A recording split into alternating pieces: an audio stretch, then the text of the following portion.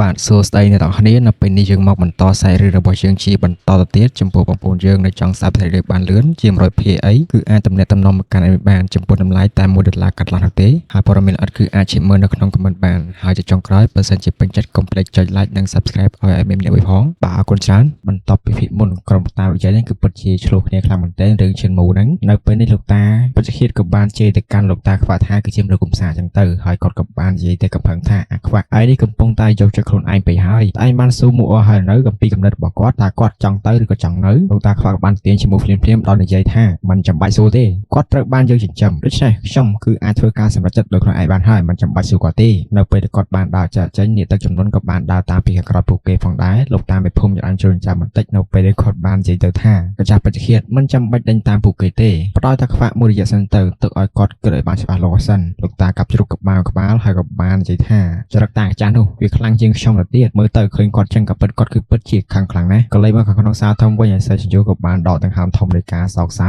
ខណៈពេលដែលគាត់បានចេញទៅកាន់កូនសិស្សរបស់គាត់ហ្វាងមូរ៉ាន់ថាអធិមនុស្សបានជើញយើងចុះពីលើភ្នំដើម្បីធ្វើការគណនាគម្រោងពិតជាអតីតនៃលំហហើយធ្វើការតបចោស្ពានអតីតភាពហើយឥឡូវនេះវារួចរាល់ហើយយើងមិនចាំបាច់ស្នាក់នៅក្នុងរាជវង្សយ៉ាងកាំងទេកន្លែងនេះគឺពិតជាមានបញ្ហាច្រើនពេកហើយតើពួកឯងទាំងអស់គ្នានឹងត្រឡប់ទៅវិញជាមួយនឹងយើងដែរទេឡងយូម៉ូស៊ីនតាវមានភាគស្ទើរបន្តិចឡងយូចង់ត្រឡប់ទៅកាន់រាជធានីត្បូងទុយវិញប៉ុន្តែគាត់ក៏មិនប្រកាសចិត្តអំពីវាដែរគាត់ហាក់បីដូចជាមានការសៀកស្ទើរការសម្លឹងមើលរបស់គាត់បានកលេចមកទៅកាន់វាងមរ៉ានជាមួយទៅនឹងម៉ូស៊ីនតាវបន្ទាប់មកគាត់ក៏បានស៊ីញជិកគិតយ៉ាងយូរពួកគេមើលទៅហាក់បីជាមានការសៀកស្ទើរគ្រប់គ្នាក្នុងរយៈពេលកន្លះខែមកនេះពួកគេបានជួបនៅអ្វីៗច្រើនហើយធ្វើឲ្យពួកគេមានអារម្មណ៍ថាកន្លែងនេះគឺពិតជាល្អជាងរាជធានីត្បូងទុយច្រើនណាស់វាងមរ៉ាននៅស្ងៀមមុនពេលដែលគាត់បាននិយាយទៅភ្លាមៗថាសិស្សទៅតែបានជួបជាមួយនឹងគ្រូជាតិតែគាត់មិនស្គាល់ខ្ញុំទេហើយសេឈិញយូក៏បានដកដង្ហើមនៅពេលដែលគាត់បាននិយាយថាគ្រូជាតិតែងតែអញ្ចឹងហើយដូច្នេះគាត់នឹងមិនចាំឯងទេហ្នឹងហើយកន្លែងនេះចង់បានន័យថាចេះគ្រូជាតិហ្នឹងគឺជាអ្នកសម្រាប់គ្រូរបស់គាត់ពេលហ្នឹងអញ្ចឹងណាប៉ុន្តែគាត់គឺជាកូនសិស្សដែលបា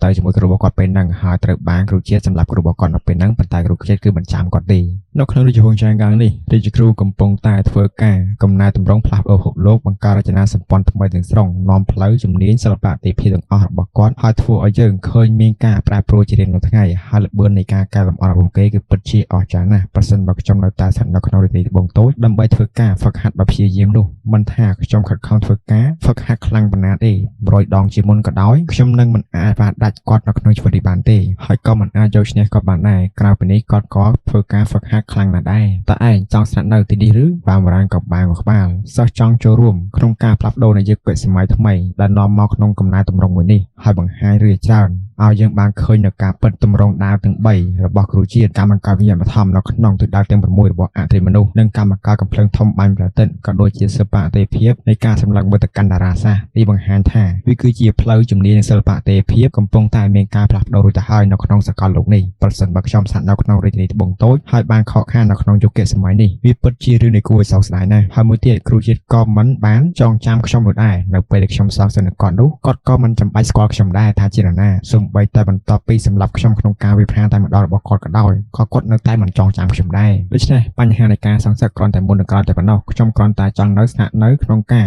ក្លែកមើលទៅការផ្លាស់ប្ដូរនៃពិភពលោកតែប៉ុណ្ណោះតែសេចយើងបានដកដង្ហើមធំនៅក្នុងចិត្តនៅពេលដែលគាត់បាននិយាយកវីដៃបន្តិចថាហើយបានហើយបើសិនជាអញ្ចឹងនោះឯងត្រូវតែស្នាក់ទីនេះហើយមួយជាងតើឡើងយូចោះពួកឯងទាំងពីរនាក់វិញយ៉ាងមិនដែរមួយជាងតើក៏បានញឹមនៅពេលដែលគាត់បាននិយាយថាខ្ញុំក៏ចង់ស្នាក់នៅនេះដែរក្នុងករណីនោះខ្ញុំក៏អាចនៅមើលថាសិស្សប្អូនតូចបានដូចគ្នាឡងយូក៏មានការសៀកស្ទើរបន្តិចមុនពេលដែលគាត់បាននិយាយទៅផងដែរថាដោយសារតែប្អូនប្រុសពៅនិងប្អូនស្រីពៅសុទ្ធតែសម្រេចចិត្តថាឲ្យហើយនោះក្នុងនាមខ្ញុំគឺជាសិស្សច្បងខ្ញុំក៏គួរតែស្នាក់នៅមើលថែពួកគេដូចគ្នាអមតៈស៊ីយូក៏បានក្បាលហើយក៏បាននិយាយថាល្អមិនអីទេសិស្សច្បងស៊ីយូតោះពួកយើងត្រឡប់ទៅកាន់រាជធានីត្បូងទុយវិញទៅអមតៈចាស់ទាំង3នៃរាជធានីត្បូងទុយក៏បានធ្វើដូចគ្នាហើយក៏បានធ្វើជាសញ្ញាជាការបង្ហាញនៃការលាទៅកាន់នៅផ្សារមេភូមិជាមួយនឹងអ្នកអតីតផងដែរហើយពួកគេក៏បានចាស់ចឹងទៅពេលដែលពួកគេទាំង3នាក់បានហោះឡើងលើមេឃអេសេស៊ីយូបាននិយាយថាខ្ញុំបារម្ភពីសិស្សទាំង3នេះណាស់ដូច្នេះអ្នករាល់គ្នាត្រឡប់ទៅរាជធានីត្បូងទុយពេលនេះចុះខ្ញុំនៅមើលថែពួកគេនៅក្នុងទីកន្តិចុះគាត់ចង់បានថា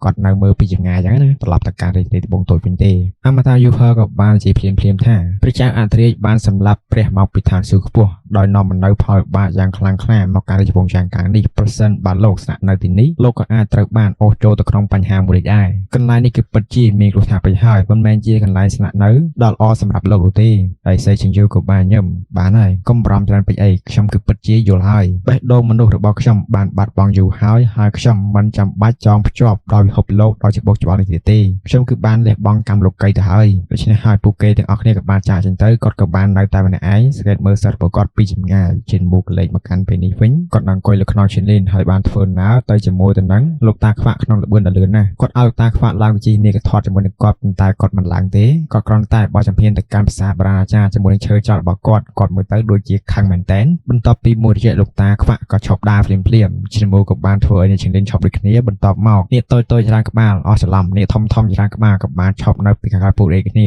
បន្តិចក្រោយមកលោកតាខ្វាក់បានដកដង្ហើមធំនៅក្នុងចិត្តទាំងការខកចិត្តនិងសោកស្ដាយពួកពូតាអាចារ្យទាំងអស់នោះចង់ឲ្យខ្ញុំសុំយោបល់ពីឯងប៉ុន្តែយើងមិនបានសុំយោបល់ពីឯងទេឥឡូវនេះតាសួរឯងថាតើឯងសុខចិត្តត្រឡប់ទៅកាន់ប្រាសាទបារាណដ៏អាចារ្យជាមួយតាវិញដែរទេឈិនមូក៏បានញឹមតិចនៅពេលគាត់បានប្រាប់ថាដោយសារតាលោកតាចង់ឲ្យខ្ញុំត្រឡប់ទៅវិញហើយខ្ញុំនឹងត្រឡប់ទៅវិញប្រសិនបើខ្ញុំនិយាយថាខ្ញុំចង់ស្នាក់នៅតើលោកតានឹងអនុញ្ញាតឲ្យខ្ញុំស្នាក់នៅទីនេះដែរទេត្រូវហើយគឺពិតណាស់ឈិនមូក៏បានបដូរធានបត់ទៅហើយក៏បានសួរទៅវិញទៀតថាតើលោកតាមេភូមិបានសួរលោកតាកាប់ជ្រូកអំពីរបៀបដែលព្រះអាទិត្យព្រះច័ន្ទនិងផ្កាយទាំងអស់សុទ្ធតែជារឿងកុហកឬក៏ជាពិភពលោកខ្លាំងៗដែរទេលោកតាខ្វាក់ក៏បាននិយាយទៅបង្ងើយកន្តើយថាទៅសួរតាកាប់ជ្រូករបស់ខ្លួនឯងទៅឈិនមូក៏ស្ងាត់ទៅលេងនិយាយអ្វីទៀតហើយពួកគេបន្តដំណើរទៅខាងមុខបន្តទៀតមេឃប្រែទៅជាងឹតបន្តិចម្ដងឈិនមូក៏បានធ្វើការដុតភ្លើងហើយក៏ធ្វើអាហារនៅពេលល្ងាចបន្ទាប់ពីពួកគេទាំងពីរនាក់បានញ៉ាំអាហារពេលល្ងាចហើយលោកតាខ្វាក់ក៏បានលើកដំបល់ឫស្សីរបស់គាត់ហើយបានគោះជារបងនៅជុំវិញឈិនមូបន្ទាប់មកគាត់ក៏បាននិយាយទៅថារងចាំនៅក្នុងរបងនេះហើយកុំដើរចេញពីវាឲ្យសោះហើយមិនអាចដើរចេញពីរបងនេះបានទេតានឹងទៅលួចប្រពន្ធសម្រាប់ឯងហើយឲ្យឯងរៀបការនិងមានកូននៅពេលដែលយើងត្រឡប់ទៅកាន់ភូមិវិញ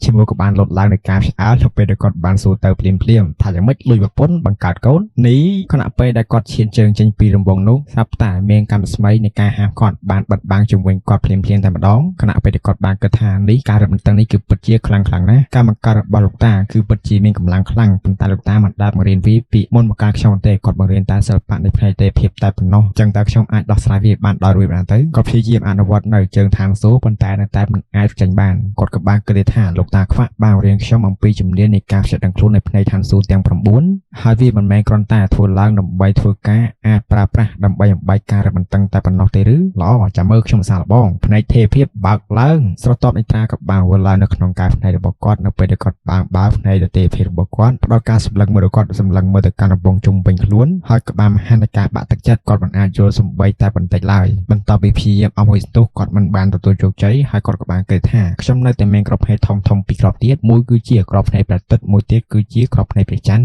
ប្រហែលជាពួកវាអាចទម្លុះកម្មកើតរបស់លោកតាខ្វាក់បានប៉ុន្តែយ៉ាងណាក៏ដោយនោះគាត់បានក្លែងមើលទៅកាន់នាគធាត់និងនាគទឹកយ៉ាងរាប់សិបក្បាលដែលបានដាញ់តាមគាត់ក៏បានដកយកថាអាធិចេញមកភ្លាមហើយក៏បានធ្វើការគ្រប់គ្រងទៅកាន់ពួកវាដោយប្រើប្រាស់ខ្លុយពមាសរបស់គាត់បន្ទាប់មកនាគទាំងអស់ក៏បានស្រែកហូរឡើងហើយក៏បានធ្វើការវិភាគគាត់មិនហ៊ានវាប្រើការវិភាគខ្លាំងពេកទេដោយសារតែបើសិនជាកម្មកាត់នេះត្រូវបានបែកនោះគាត់ប្រកាសជាស្លាប់ដូចគ្នាចឹងហើយគាត់បានត្រឹមតែផ្អាកហើយក៏បានអង្គុយចុះទាំងអស់សង្ឃឹមតែប៉ុណ្ណោះឯងហើយចាំលោកតារបស់គាត់លួចប្រពន្ធមកឲ្យគាត់បានហ្នឹងហើយទីទៀតហ្នឹងលោកតាខ្វាក់ទៅលួចប្រពន្ធមកឲ្យហើយបាទក្លែងមកកាន់កប៉ាល់ដាក់កំភ្លើងធំបានព្រះអាទិត្យវិញអធិវង្សកំពុងតែប្រត់មើលទៅកាន់កំភ្លើងបាញ់ព្រះអាទិត្យហើយបានក្លែងមើលទៅកាន់ចង្ក្រានថ្នាំទាំងការសោកសៅហើយក៏មានការឆាប់នៅក្នុងចិត្តដោយសារតែវាបាត់បង់លុយច្រើនពេកប៉ុន្តែភ្លាមនោះការស្វែងពន្លឺមួយក៏បានហោះឆ្លងកាត់គាត់ភ្លាមមកវាពេញភ្នែកតែម្ដងខណៈពេលដែលគាត់បាននិយាយឡើងទាំងការកោតសានតែហេតុអ្វីបានជាលើម្លេះពន្លឺអ្វីគ្រូជាក៏បានដើរមកគាត់បានសម្លឹងមើលទៅកាន់ទិសដៅឆ្ងាយហើយក៏បាននិយាយថាវាហាក់បីជាបរិសុទ្ធចំណាស់ខ្វាក់ដែលបានប្រយុទ្ធជាមួយទៅនឹងព្រះមកវិធានសួគ៌នោះវាគួរតែគាត់ហើយដែលគេហៅថាជាព្រះលំពេងអធិវង្សក៏បានដកដង្ហើមធំបន្តិចផងដែ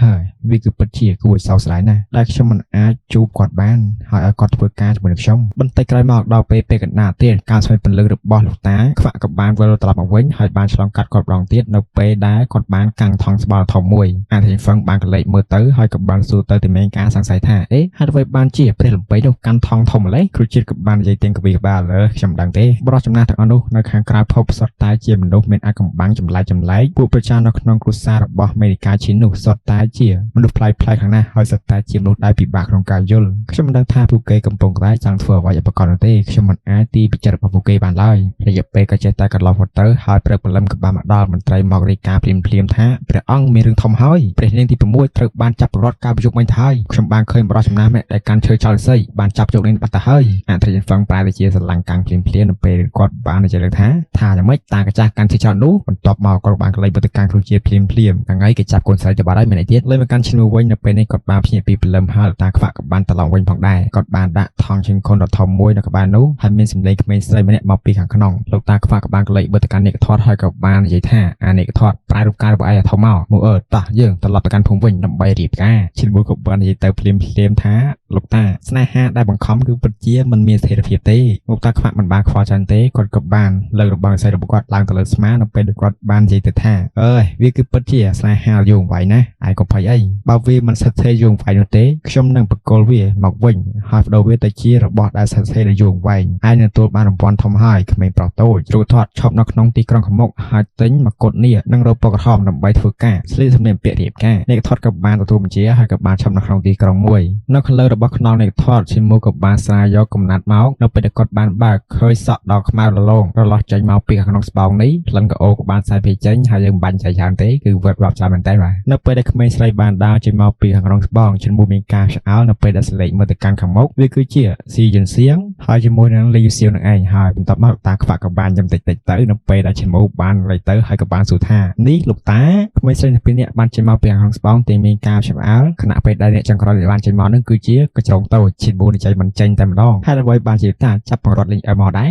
លោកតាខ្វាក់ក៏បានញឹមនៅពេលដែលគាត់បានជាថានៅពេលដែលយើងបានទៅចាប់ព្រះនាងនេះជាមួយទៅនឹងនារីបតសតយើងក៏បានជួបនាងតាមផ្លូវហើយក៏បានយកនាងមកជាមួយគ្នាបានហើយឯងត្រូវតែរៀបការនៅយប់នេះលេងមើលទៅតែអានដែលឯងពេញចិត្តហើយជ្រើសវាដោយសេរីឯងចង់បានអ្នកណាយកអ្នកហ្នឹងទៅឈិនមកក៏បានដើរទៅទាញក៏ណាត់ចេញប្រវត្តិរបស់អ្នកទាំង3ហ៊ូលីអឺគឺពិតជាមានការរីកខាងណាស់ក្នុងពេលដែលបានសួរទាំងការខ្វាក់អៀនថានេះតើយើងនឹងរៀបការនៅយប់នេះតើមែនទេខ្ញុំដូចជាមិនទាន់បានត្រៀមខ្លួនឡើយទេលោកតាខ្វាក់ក៏បានញឹមនៅពេលដែលគាត់បានប្រាប់ថាមិនថាវាជាព្រះនាងឬក៏នារីបតសតឬសំបីតែកញ្ចងតូចនេះក៏ដោយវាមិនអីទេបើឯងចង់រៀបការទាំង3ក្នុងពេលតែមួយនោះក៏វាមិនអីដែរឯងអាចសម្រាប់កូនបានកាន់តែលឿននៅពេលដែលឯងបានយកនាងទាំង3នាក់និយាយមកតើឯងចង់ជ្រើសយកអ្នកណាមុនគេក្មេងស្រីទាំង3នាក់បានកលេចមើលទៅកាន់ឈិនមូលដែលមានការភ្ញាក់ផ្អើលហើយក៏មានការភ័យខ្លាចផងដែរមានតែលេងអត់តែប៉ុណ្ណោះដែលមានការរំភើបឈិនមូលក៏បានលោតទៅហើយក៏បានព្យាយាមស្រាវចំណងចេញពីដៃរបស់ពួកគេលោកតាខ្វាក់ក៏បានសាកចំអត់ពេលដែលគាត់បានប្រាប់ថាសរសៃពួរនេះគឺជាសរសៃពួរដើម្បីធ្វើការចងភ្ជាប់មនុស្សនៅក្នុងអាណាចក្រស្វែងរកភាពឯងមិនអាចស្រាវវាបានទេទោះបីជាឯងប្រើប្រាស់នាគធររបស់ឯងឬក៏នាគទាំងអស់នោះក៏ដោយក៏វាមិនអាចជួយឯងបានដែរឈិនមូលក៏បានដកដង្ហើមធំហើយក៏បាននិយាយថាលោកតានិយាយលេងសើចទៀតហើយលោកយាយហេតុអ្វីបានជាលោកយាយមកទីនេះលោកតាខ្វាក់បានងាកក្រោយភ្លាមនៅពេលដែលឈិនមូលបានបាត់ភ្លាមតែម្ដងលោកតាខ្វាក់ក៏បានក្លែកមកខាងក្រោយវិញភ្លាមនៅពេលដែលបាត់ឈិនមូលហើយក៏បានគវិតឲ្យជាបន្តិចនោះសម្លេងផ្ទុះក៏បានមើលឡើងនៅផ្ទៃអាកាសនៅពេលដែលឈិនមូលបានធ្លាក់មកពីលើអាកាសភ្លាមតែម្ដងគាត់មិនអាចធ្វើឲ្យបានទេបានត្រឹមតែទម្លាក់មកចុះទាំងការអស់សង្ឃឹមតែប៉ុណ្ណោះហើយឯងនេះមិនអាចបានទេគាត់ក៏បានយកខ្សែមួយមកហើយក៏បានចងឈិនមូលភ្លាមបោះវាទៅលើក្នុងនេកធាត់វិញនៅពេលឈិនមូលព្យាយាមផ្សាយថាលោកតាស្នេហាបែបនេះវាមិនខ្សែកាន់តែរឹតតាំងឡើងនៅពេលដែលគាត់បានបាត់មាត់បន្ទាប់មកគាត់ក៏បានបោះឈិនមូលឲ្យទៅជាមួយនឹងក្មេងស្រីទាំង3នាក់តែម្ដងនេកធាត់ក៏បាននាំពួកគេចូលទៅក្នុងទីក្រុងហើយលោកតាខ្វាក់ក៏បានទិញរបស់មួយចំនួនគាត់បានទិញមកុដយូរ៉ារ៉ូបកូនកំមុំក៏ដូចជាសម្លៀកបំពាក់ផ្សេងទៀតសម្រាប់ធ្វើពិធីមង្គលការផងដែរគាត់ក៏បានជួយស្ត្រីចំណាស់មួយចំនួនឲ្យពួកគេជួយរៀបចំសម្លៀកបំពាក់ឲ្យក្មេងស្រីទាំងអស់នោះខណៈពេលដែលគាត់បានគិតថាអធិជនហ្វឹងបានបាត់បង់បុត្រីរបស់គាត់ដូច្នេះគាត់ប្រកាសជានឹងស្វែងរកផ្លូវមកកាន់ទីនេះជាមិនខានតែអ្នកណាទៅដឹងទៅថាមានរឿងអ្វីកើតឡើងនៅពេលនោះបើសិនជាខ្ញុំបញ្ជាពេលទៀតដូច្នេះវាជាការល្អបំផុតបើសិនជាខ្ញុំបញ្ចប់ឲ្យពួកគេរៀបការហើយភ្លាមពិតជាល្អណាស់លោកតាខ្វាក់ក៏បានយកកាក់យ៉ាងច្រើនសើធប់ចាក់ចេញពីជ្រុងតូចដើម្បីធ្វើការទិញផ្ទះធំមួយរៀបចំទីធ្លាដើម្បីធ្វើការរៀបកា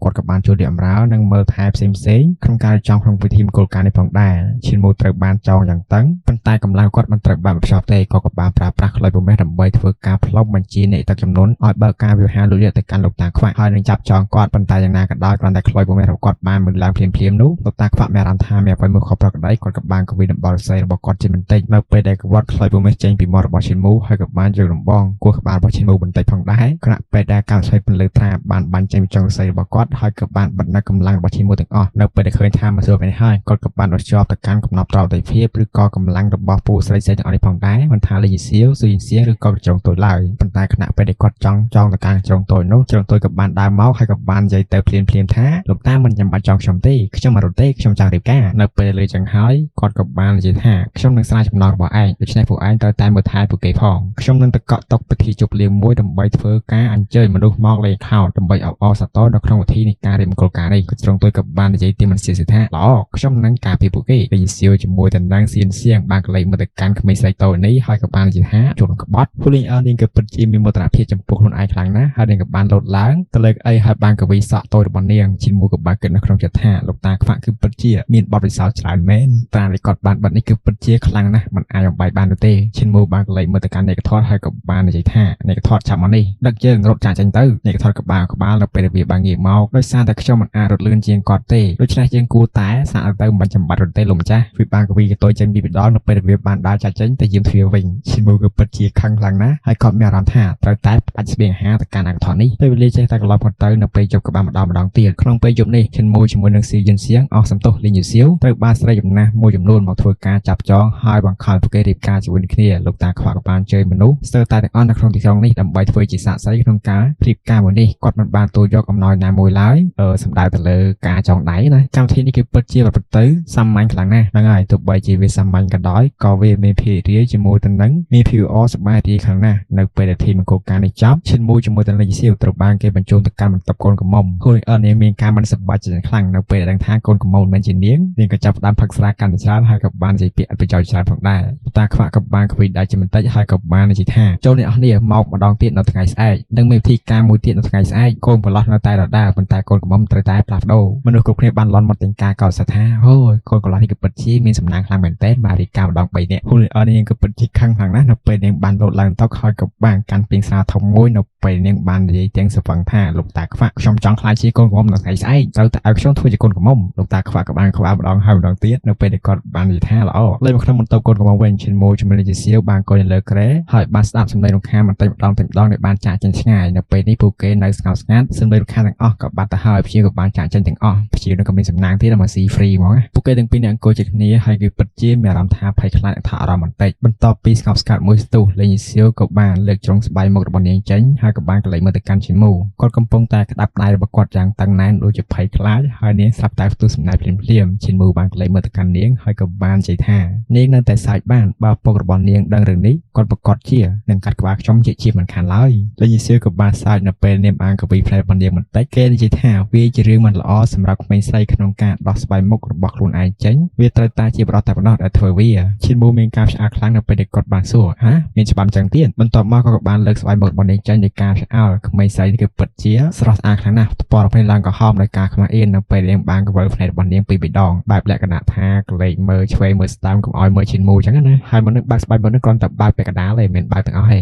នៅពេលដែលឃើញថាឈិនមូបានក្លែងមើលមកកាន់នាងហើយនាងក៏បាននិយាយថាតើលោកកំពុងតែមើលអ្វីហ្នឹងឈិនមូក៏បាននិយាយទៅថាស្អាតណាស់បន្ទាប់មកគាត់ក៏បានក្រោកឡើងហើយទ្រុញទ្វារប៉ុន្តែទ្វារត្រូវបានបិទភ្ជាប់ខណៈពេលដែលគាត់បានក្លែងវិញហើយនិយាយថាលោកតាខ្វាក់បានចាក់សោទ្វារហើយខ្ញុំនឹងទៅប្រមើលបង្អួយបន្តិចគាត់បានដើរទៅបង្អួយហើយហៀបនឹងបើកវាចេញស្រាប់តែដំបូលស្អីមួយបានកាក់ឆ្លងកាត់ភ្លាមហើយសម្លេងរបស់លោកតាខ្វាក់ក៏ផ្អានមើលឡើងឆាប់ចូលដូចទៅកុំគិតពីការរកិច្ចអីសោះឯងមិនអាចរកិច្ចបានទេឈិនមូក៏មានការឆ្អើរនៅពេលដែលគាត់បានសើចឡើងទៅកំផឹងថាលោកតាហេតុអ្វីបានជាលោកតាមកអង្គុយចាំមើលខ្ញុំគាត់ក៏បាននិយាយថានេះគឺជាច្បាប់កុំបារម្ភអីខ្ញុំខ្វាក់ខ្ញុំមើលឯងមិនឃើញទេចង់និយាយថាឈិនមូធ្វើអីទៅបាទគាត់ស្ដាប់ឮតែមើលមិនឃើញឈិនមូបាននិយាយទាំងការសោកស្ដាយបន្តិចលោកតាកំពុងតែយាមរាហើយដូច្នេះខ្ញុំខ្លាចថាពួកយើងមិនអាចរកិច្ចខ្លួនបាននោះទេពួកគេទាំងពីរនាក់ក៏បានបែរទៅអង្គុយជាភៀងគ្រារៀងខ្លួនលេងយូសៀវនាងបានក្តាប់ជ្រុងស្លឹមមេពារបស់នាងយ៉ាងណែនឈិនមូក៏បានកាន់បាល់សូត្រមួយនៅក្នុងដើមទ្រូគាត់យ៉ាងណែនផងដែរមួយស្ទុះក្រោយមកសំឡេងស្អករបស់លោកតាខ្វាក់ក៏បានបន្លឺឡើងចេញមកពីខាងក្រៅបង្អួយថាមានពេញតែសម្រាប់ពីនៅលើតុឆាប់ផឹកវាទៅហើយចូលដេកហ្នឹងហើយពួកយើងធំហើយមិនបាច់ចាំនិយាយវែងឆ្ងាយវិញទេចូលដេកហ្នឹងបានន័យថាម៉េចកាត់ន័យយកខ្លួនឯងតែអ្នកនរគ្នាឈិនមូក៏បានទៅលើកន្លោស្រាចេញមកហើយក៏បានវាបាច់វាភ្លាមលោកតាខ្វាក់ខឹងយ៉ាងខ្លាំងហើយក៏បានដើរចេញទៅជាមួយនឹងឈើចោតរបស់គាត់មួយស្ទុះក្រោយមកពួកគេអាចឮគាត់ចាប់ផ្ដើមធ្វើការវាមន់ជុលខណៈពេលដែលលោកតាបាននិយាយថាតើមានប្រយោជន៍អ្វីទៅបើមន់ជុលតូចមួយមិនចេះរងាវ បើឯងមិនរងាវទេខ្ញុំនឹងបំបាក់ជើងរបស់ឯងឈិនមូក៏បាននិយាយទៅទីកាយឆោថាលោកតាលោកតាកំពុងតែស្ដីបន្ទោសមុនជុលនេះឬក៏ស្ដីបន្ទោសមកខាងខ្ញុំមួយស្ទុះក្រោយមកឃើញថាបង្អួចត្រូវបានបិទភ្ជាប់ទៅដោយរនាំងឫស្សីហើយពួកគេប្រកាសជាមិនអាចចាក់ចេញទៅខាងក្រៅបានទេបន្ទាប់ពីឃើញថាបង្អួចត្រូវបានភ្ជាប់ទៅដោយឫស្សីហើយឈិនមូក៏បានទាញទ្វារបង្អួចបិទវិញទៅនៅពេលដែលគាត់បាននិយាយរអ៊ូរំថាយើងមិនបានជួបគ្នាយូរហើយលេខយីសៀវក៏បានសាច់ឡើងលោកលោកតែមិនប្រកាសនិយាយទេខ្ញុំឲ្យគេបន្តិចហើយដូច្នេះពួកយើងសម្រាប់សិនទៅល្អបន្ទាប់ពីគាត់បាននិយាយហើយគាត់ក៏បានឃើញថានាងបានបែរទៅជ្រុងមួយឈៀងនៃក្រែហើយក៏បានទាញយកភួយមកដាប់នៅពេលដែលក្បាលតូចរបស់នាងបានលេចចូលទៅក្រោមភួយនាងក៏បានប្រេះភ្នែកតិចៗបណ្ដាក់ឈិនមូហើយក៏បាននិយាយថាកុំមើលអីខ្ញុំកំពុងតែដេកហើយនាងក៏បានងាកទៅមកខាងទៅឈិនមូក៏បានដេកចុះមកខាងក្រោយផងដែរពួកគេក៏បានដេកទៅលើខ្នើយតែមួយហើយបានបែរមកទល់គ្នាឈិនមូស្ទើរតែមិនអាចដកដង្ហើមបានទេពួកគេបានក៏លេចមកគ្នាទៅវិញទៅមកហើយលេងសៀវនាងក៏បានសាច់តិចៗបន្ទាប់មកនាងក៏បានខាត់ចូលតិចៗហើយក៏បានថាប់ឈិនមូបន្តិចទៅឈិនមូបានប្រេះភ្នែកតិចៗនៅពេលដែលគាត់បាននិយាយថាខ្លះនេះក៏អូបណាស់ថាម្ដងទៀតយ៉ាប់មកឈិនមូនេះអត់ចេះសោះហ្មងឲ្យគេថាវិញអត់សុខចិត្តថាគេនាងក៏បានថាឈិនមូម្ដងទៀតហើយពួកគេក៏បានសាច់ឡើងយ៉ាងអាកាយទៅសម្លេងរបស់លោកតាខ្វាក់ក៏បានបន្លឺមកពីខាងក្រោយថាចង្រៃយោតើការថាបមានប្រយោជន៍អ្វីទៅបន្ទាប់មកសម្លេងរបស់គាត់ក៏បានសាច់បាត់ទៅបន្តិចម្ដងមិនតូចបើមិនចេះងាវទេដូច្នេះវាជាការល្អប្រសិនបើយើងយកឯងទៅស្ងោរស៊ីហើយមើលទៅអារជិនហ្វឹងប្រហែលជាតាមមិនតាន់ហើយគិតទៅប្រជាអារជិនហ្វឹងនេះជាពុកក្មេកដូច្នេះខ្ញុំមិនអាចឆ្លើយជាមួយទៅនឹងវាបានទេមើលទៅខ្ញុំត្រូវតែរៀបចំមន្តស្ងោរនេះសម្រាប់ពុកក្មេករបស់ឈិនមូដូច្នេះខ្ញុំនឹងស្ងោរមន្តនេះជូនទៅកាន់គាត់សម្រាប់រៀបចំឲ្យគាត់នៅក្នុងពិធីជប់លៀងមួយនេះសម្លេងរបស់គាត់ក៏បានសាត់ទៅឆ្ងាយទៅឈិនមូក៏បានក្រោកឡើងជាមីក្រែវិញគាត់បានដើរទៅមកប្អូនហើយក៏បានបើកទ្វារដើម្បីលួចមើលបន្ទាប់ពីឃើញថាគ្មានអ្វីសោះគាត់ក៏បានបកដៃហាលេងសៀវមកប៉ុន្តែនាងមិនបានងាកមកទេគាត់បានក្លែងមើលទៅខាងក្រោយហើយឃើញថាក្មេងស្រីហាក់បីដូចជាបានលេចលក់ទៅហើយឈិនមូក៏បានដើរទៅក្រោយបន្តិចនៅពេលដែលគាត់បាននិយាយថាបានហើយឈប់ធ្វើពុតទៅក្រោកឡើងលឿនមកបុរសនេះឡើងក៏ហមបន្តិចហើយក៏បានងាកចេញបន្តិចក្រោយមកនាងក៏បានក្រោកឡើងឈិនមូក៏បានទាញដៃរបស់នាងចេញពួកគេទាំងពីរនាក់បានលួចដើរតាមបញ្ជាទៅកម្មបន្ទររបស់ស៊ីយិនសៀងពួកគេក៏បានដើរទៅដល់បង្អួចរបស់នាងហើយក៏បានសួរថាបងស្រីសៀងតើដេកលក់ហើយឬនៅស៊ីយិនសៀងក៏បានឆ្លើយមកវិញថាមិនតាន់ទេឈិនមូក៏មានការឆ្អើនៅពេលដែលគាត់បានក្លែកមកក្រោយឃើញថានាងនៅខាងក្រោយគាត់ទៅវិញគាត់ក៏បានសួរថាតើនាងចេញមកពីណាស៊ីយិនសៀងក៏បានញឹមនៅពេលនាងបាននិយាយថាខ្ញុំលួចចេញមកខាងក្រៅយូរហើយចង់ស្ដាប់ពីខាងលើជញ្ជាំងប៉ុន្តែទីបញ្ចប់ខ្ញុំគ្រាន់តែឮសំឡេងឆ្មាតូចកំពុងតែស្រែកហៅប៉ុន្តែគ្មានឆ្មាឈ្មោលមកនោះទេកន្លែងនេះចង់លក្ខណៈថាចង់និយាយថាចេះខាងស្រីគេឲ្យសញ្ញាហៅប៉ុន្តែខាងប្រុសអត់ដឹងអញ្ចឹងណាប៉ុន្តែគេបែរទៅជានិយាយថាឆ្មាញីតូចបានស្រែកហៅប៉ុន្តែគ្មានឆ្មាឈ្មោលមកនៅពេលដែលបានឮនាងនិយាយចឹងហើយលីសៀក៏បានសោកចាប់អត់ទៅកាន់នាងហើយក៏បាននិយាយថាឆ្មាញីខ្លះគ្មានសិទ្ធិហៅឆ្មាឈ្មោលមកទេតោះក្មេងជួយគោពួកយើងមិនចាំបាច់ខ្វល់ទេទៅរកកជ្រួញតូចទៅឈិនមូក៏បានក្បាលនៅពេលដែលគាត់បាននិយាយថាលីងអើបានក្បត់ហើយតោះពួកយើងឆាប់ចាក់ទៅមិនចាំបាច់ប្រាប់នាងទេនាងថតស្រាប់តែលេចមកចេញមកពីខាងក្រៅពួកគេនៅពេលដែលពួកគេទាំង3នាក់ក៏ពិតជាមានការផ្អាកខ្លាំងណាស់នៅពេលដែលវាបាននិយាយថាលោកមានទីកាយតែចង់ទៅណាឈិនមូក៏បានខំថ្មិញខាងខ្លាំងមែនតើអាចជន់ក្បត់បើឯងនៅតែចង់ស៊ីទៀតនោះកុំរំខានអីបើមិនចឹងទេនោះខ្ញុំនឹងរៀបចំឯងនៅតុកនៅក្នុងឆ្នាំថ្មីជាមិនខានឡើយរៀងការរបស់នេះក៏ថតបានយកភ្លាមហើយក៏បានដើរតាមពីក្រោយពួកគេយ៉ាងស្ងប់ស្ងាត់ទៅលោកតាខ្វាក់ចេញមកហើយគាត់និយាយថាគាត់កំពុងតែអញ្ជើញអធិជនហ្វឹងក្នុងធីមកូកាននេះយើងអាចចេញទៅលើនេះបានឈិនមូបានមើលទៅខាងក្រោយនេះក៏ថតហើយបានឃើញនេះទៅចំនួនជាង10ក្បាលកំពុងតែដើមតាមពីក្រោយពួកគេដូចគ្នាគាត់មិនដឹងថាត្រូវខ្សែឬជុំទេនៅពេលដែលឃើញថាពួកវានៅតែដេញតាមបែបនេះហើយវាប្រហែលជាមើលទៅមិនមានសុវត្ថិភាពទេប៉ះសិនបើយើងទុកលេចអត់នៅទីនេះតែម្នាក់ឯងនោះតើពេលនេះនាងណៃណានេះក៏ថតក្បាលមកទីក្បាលចុះហើយកញ្ជ្រងតូចក៏ដេកលើក្បាលរបស់វាយ៉ាងស្កប់ស្កល់ឈិនមូក៏បានទាញក្មេងស្រីទាំងពីរទៅហើយក៏បាននិយាយថាតោះទៅលឿនបើប្រជាអធិរាជនៅទីនេះបានខ្ញុំប្រកាសជាទៅដាច់ជាមិនខានឡើយកុំប្រើប្រាស់ភ្លើងចេញពីខ្លួនរបស់ឯងបើមិនយ៉ាងទេលោកតាមប្រកាសជានឹងឃើញផ្នែករបស់គាត់គឺល្អណាស់ជើងចាចេញពីទីក្រុងដោយសម្ងាត់ដោយមិនចាំបាច់ចូលនឹងទៅកាន់ណាមអ្នកឡើយបានស្ដាប់បញ្ជាហើយនេះក៏ថតក៏បានដល់ពួកគេទៅកាន់ទិសដៅភីកត្បូងបន្ទាប់ពីរត់អស់ចម្ងាយ100ម៉ាយឈិនមួយមានអារម្មណ៍ថាធូរស្រាលក្នុងចិត្តបន្តិចនៅពេលដែលគាត់បាននិយាយថាឯលឿននេះឯងអាចរកកម្លាំងពេញលេញរបស់ឯងបានហើយឬនៅនេះក៏ថតក៏បានបង្កើតលើបឺរបស់វាហើយក៏បានរត់ពេញមួយយប់វាបានធ្វើចម្ងាយបាន3ទៅ4000ម៉ាយឈិនមួយក៏បានញឹមនៅពេលដែលគាត់បាននិយាយថាលោកតាខ្វាក់មិនគួរឲ្យមើលឃើញនៅក្នុងចម្ងាយឆ្ងាយបែបនេះបានទេនេះក៏ថតឯងគឺអាចសម្រាប់បានហើយពេលនេះពួកគេបានមកដល់មាត់ទន្លេមួយនៅពេលដែលគាត់បាននិយាយថាយើងត្រូវតែធ្វើដំណើរទៅកាន់សមុទ្រខាងកើតបន្ទាប់មកយើងអាចធ្វើដំណើរទៅកាន់រាជធានីតើលេងភ្ញាក់ហើយនៅឆាប់ចង់ជន់ក្បត់នេះទៅបន្ទាប់មកក៏បានកលែងមកទៅកាន់នាងហើយឃើញថានាងតែស្រវឹងដដែលពួកគេក៏បានមកដល់មាត់ទន្លេជីងហើយហៀបនឹងធ្វើការឆ្លងកាត់ស្រាប់តែពួកគេបានឃើញកប៉ាល់មួយកំពុងតែបើកចុះពីកណ្ដាលទន្លេខណៈពេលដែលលើកប៉ាល់នោះគឺជាបរិសុទ្ធចំណាស់ខ្វាក់ភ្នែកគេកំពុងតែកាន់ជិះច្រាត់លើកប៉ាល់នោះជិនវូគឺបានស្រឡាញ់កាំងភ្លាមមុខរបស់គាត់ក៏ប្រែជាស្រីស្រឡាញ់លោកតាខ្វាក់ក៏បាននិយាយមកពីលើកទឹកថាខ្ញុំបានដេញតាមអាទិជនហ្វឹងរហូតដល់ប្រាសាទកូឡនអស្ចារ្យមួយខ្ញុំបានរងចាំឯងអស់រយៈពេល2ម៉ោង ហើយទៅតែពេលនេះទេដែលឯងបានមកដល់ទីនេះខ្ញុំគឺពិតជាខកចិត្តនឹងឯងខ្លាំងណាស់ឈិនមូមានការឆ្អល់ខណៈពេលអ្នកក៏ថត់បានស្រែឡើងភ្លាមថាលោកតាខ្ញុំដឹងថាលោកតានៅទីនេះដូច្នេះខ្ញុំគឺពិតជាបានបញ្ញាបញ្ញាអស់ពីសមត្ថភាពហើយ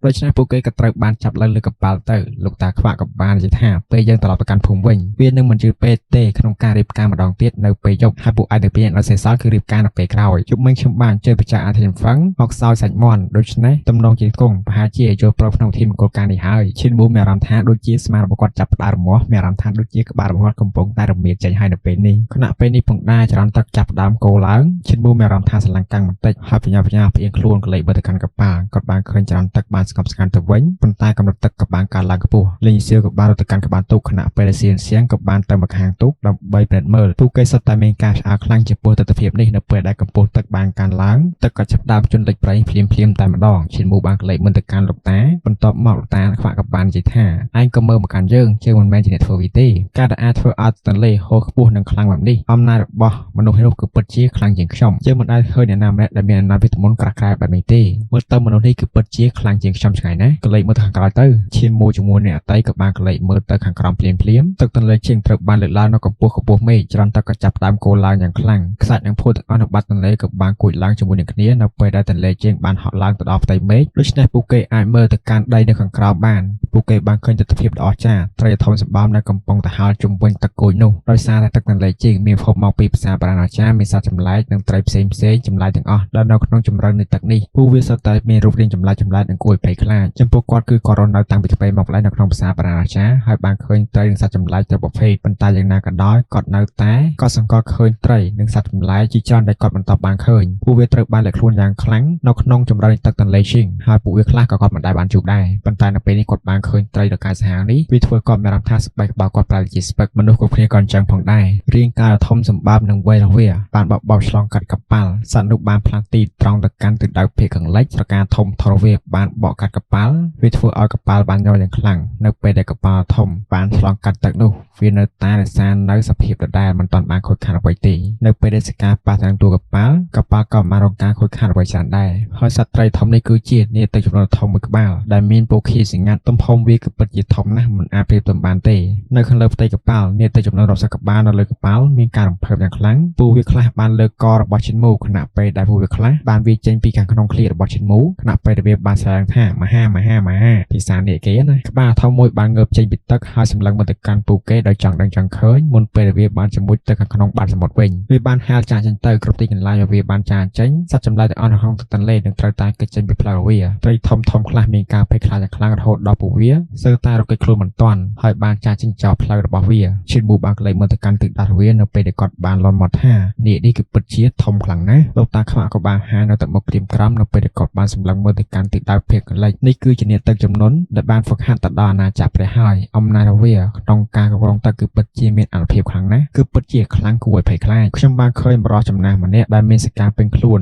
ហើយមើលទៅចម្លែកណាស់គាត់បានបញ្ជានាគទឹកចំនួននេះឲ្យវាលើកទឹកទន្លេមួយនេះដែលធ្វើឲ្យកម្ពស់ទឹកទន្លេនេះបានកើនឡើងភ្លាមឈិនមូមានការផ្អាកបន្តិចនៅពេលដែលគាត់បាននិយាយថានេះតើថាប្តីចំនាគយកសរសៃនាគបានហើយតែមែនទេខ្ញុំ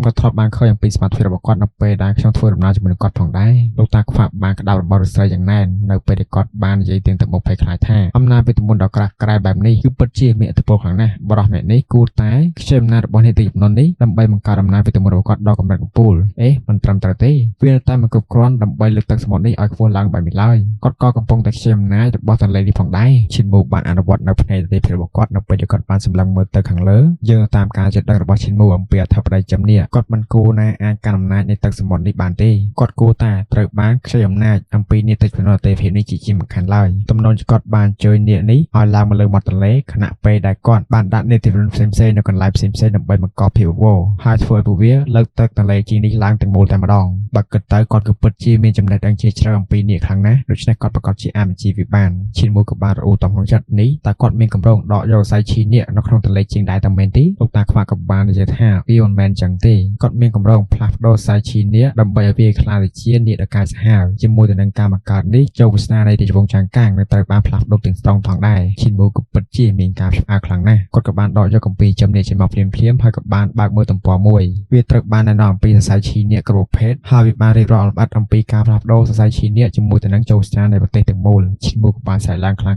ថាគាត់កំពុងតែមានកម្រងធ្វើឲ្យរាជវង្សចាងកាងប្រែក្លាយជាភាសាបារាំងចាប្រសិនបើគាត់ទូលបានជោគជ័យនោះវាសនារបស់រាជវង្សចាងកាងត្រូវបានផ្លាស់ប្ដូរបន្តិចម្ដង